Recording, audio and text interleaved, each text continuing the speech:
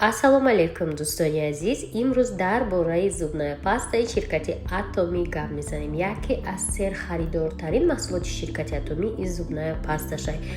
Ин зубная паста беҳад экономная ва чисто экологический продукт. Нигоҳ кунед духтарако, кадом пастаҳое ки тӯби кушонда анам хеле знаки саус ҳастай, хачаи саус. И як маҳсулоти тозаи беҳтарин, бе ягон намуд химикат, бе ягон ранги сирхака кабутаке ки шумода интересни шава ва ширинак бошад, не, и ранги гелай, дӯстои азиз.